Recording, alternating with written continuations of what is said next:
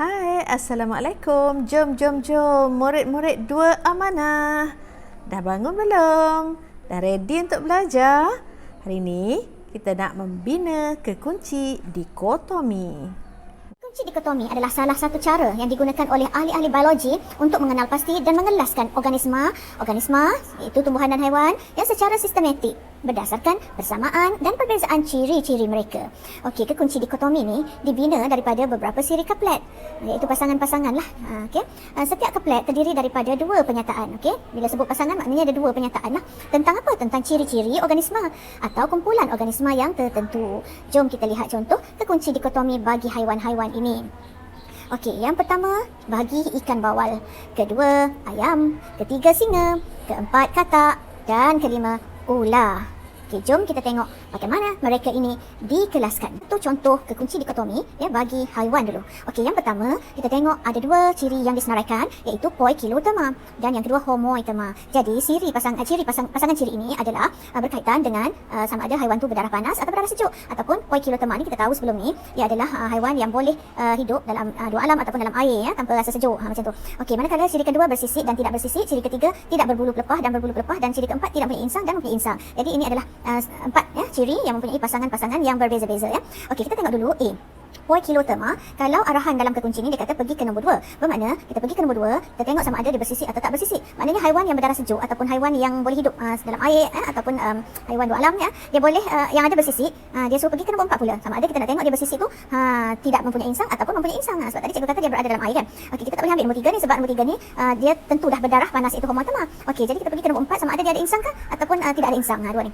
Okey, katakan dia ni tidak mempunyai insang lah ya. Okey, ini adalah contoh ular. Jadi ular adalah contoh haiwan yang poikilotema ya, bersisik dan tidak mempunyai insang. Manakala bagi yang homoitema pula, okey, kita diarahkan pergi ke nombor 3.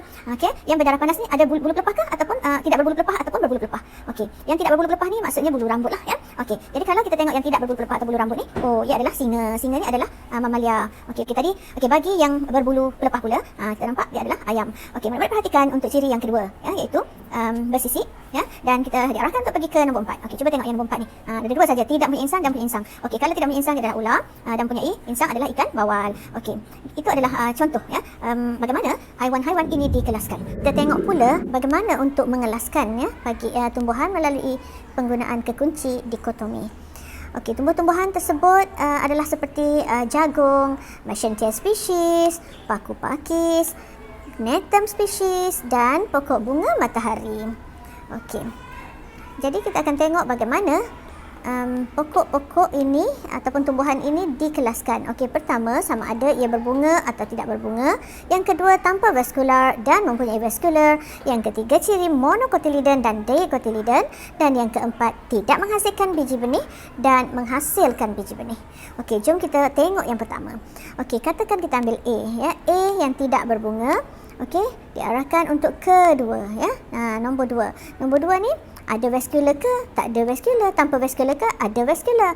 Okey, kalau dia tanpa vaskular maka itu adalah Meschentia species.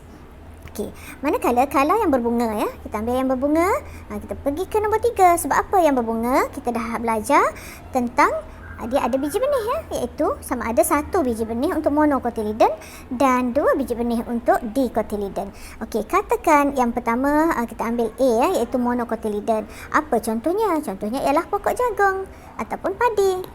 Contoh lain.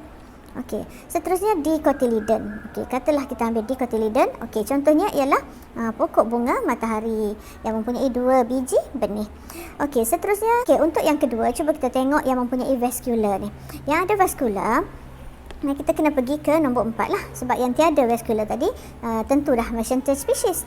Okey, jadi kita nak tengok apa contoh yang mempunyai vaskular pula. Bila kita pergi ke nombor 4, ada 2 pilihan. Satu yang menghasilkan biji benih, satu yang tidak menghasilkan biji benih.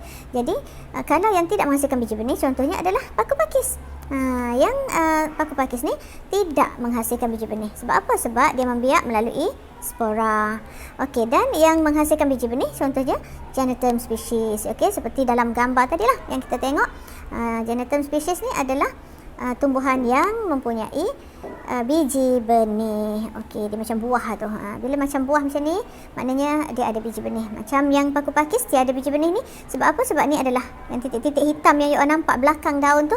Inilah yang dipanggil spora ataupun debu-debu yang mengandungi biji benih dalam sistem pembiakan bagi tumbuhan yang tidak berbunga.